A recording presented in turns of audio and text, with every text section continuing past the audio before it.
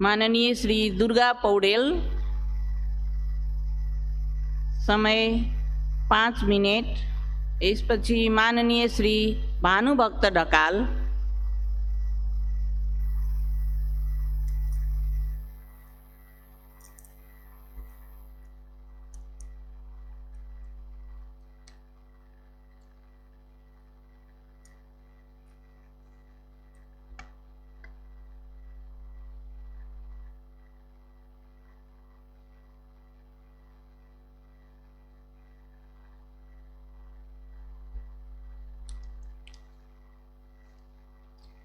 सम्मान्य सभामुख महोदय, मान्य अर्थमन्त्रीज्यूले 79-80 को लागि पेश गरेको बजेटमाथि केही टिप्पणी गर्न चाहन्छु।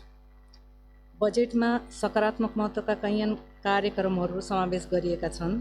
तिनीहरूलाई कार्यान्वयन गरेमा देशमा दिगो विकास हुन सक्ने आशा गर्न सकिन्छ। तर गत वर्षहरूमा बजेटका धेरैजसो कार्यक्रमहरू कार्यान्वयन हुन सकेका छैनन्। आगामी वर्षमा त्यस्तो नहोस् भन्नको निम्ति सरकारको ध्यान आकर्षण गर्न चाहन्छु। नेपालको संविधानले समाजवाद उन्मुख राज्यको निर्माण गर्ने व्यवस्था गर्ने कुरामा जोड दिएको छ, तर बजेटलाई समग्र रूपमा अध्ययन गर्दा त्यो दिशामा कुनै ठोस कार्यक्रम नल्याएको देखिन्छ। समाजवाद उन्मुख अर्थतन्त्र निर्माणको लागि कृषि र उद्योगका दुवै क्षेत्रहरूमा यथास्थितिवादभन्दा माथि उठेर समाजवादी दिशामा केही ठोस कदमहरू चाल्नुपर्ने आवश्यकता देखिन्छ। त्यो आउन सकेको पाइएन।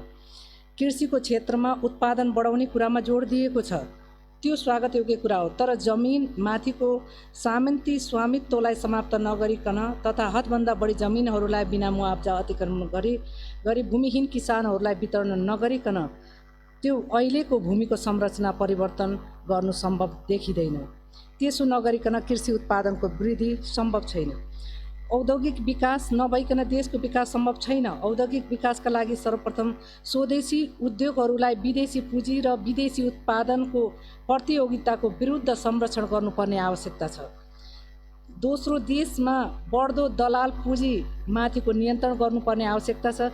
यी दुवै कुराहरूप्रति हामीले सरकारको विशेष ध्यान आकर्षित गर्न चाहन्छौँ।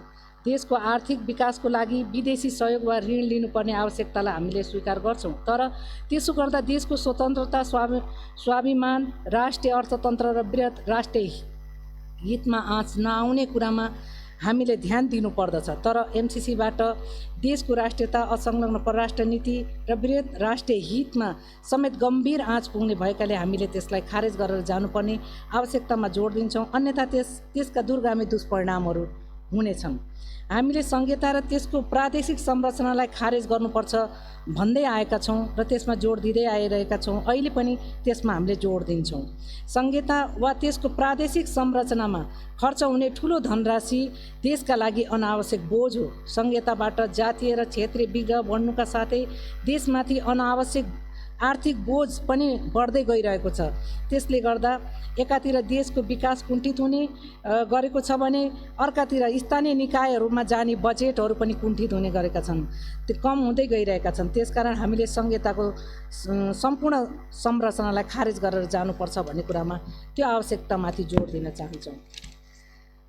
महिलाहरूमाथिको बढ्दो बलात्कार र हिंसाहरूलाई हामीले अत्यन्त गम्भीर रूपमा लिएका छौँ। त्यस प्रकारका कारबाहीहरूलाई छिटो टुङ्गाउनका लागि पारिवारिक वा फास्ट ट्र्याकको अदालत गठन गर्नुपर्ने आवश्यकतामा जोड दिन्छौँ। त्यसको निम्ति बजेट विनियोजन गरेर जानुपर्छ भन्ने हाम्रो जोड छ।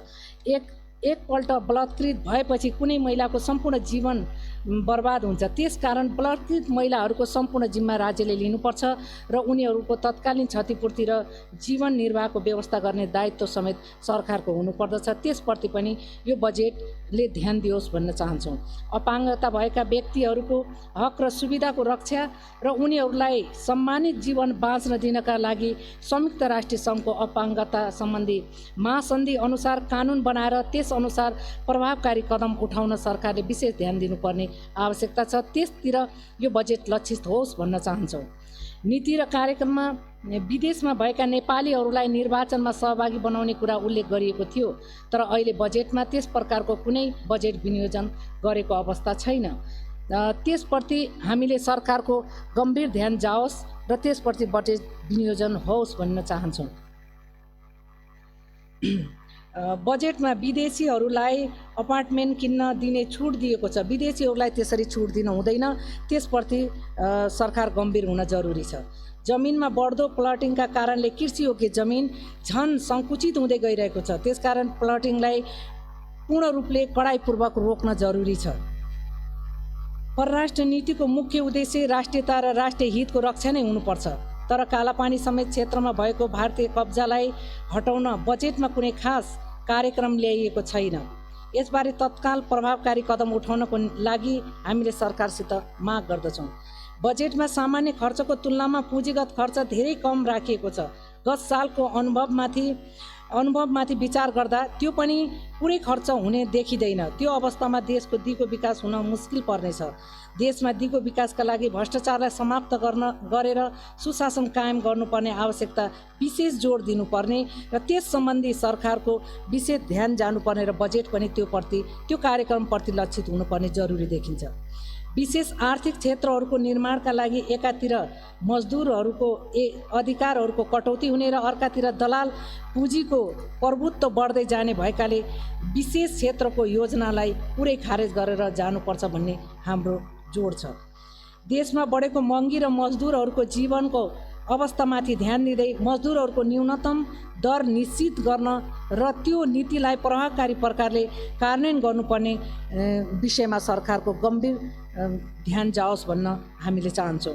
उत्पीडित महिलाहरूलाई सहयोग र संरक्षणको लागि महिला सहायता कोष निर्माण गरेर सरकारले त्यो कार्यक्रमलाई अगाडि बढाउनुपर्छ भन्ने विषयमा हामीले जोड दिन्छौँ। समय सकियो। अन्तमा बजेटका सबै सकारात्मक नीति र कार्यक्रमहरूलाई प्रभावकारी तरिकाले लागू गर्न सम्मानित सदनद्वारा हामीले यो सरकारको गम्भीर ध्यान आकर्षण गर्न चाहन्छु। धन्यवाद।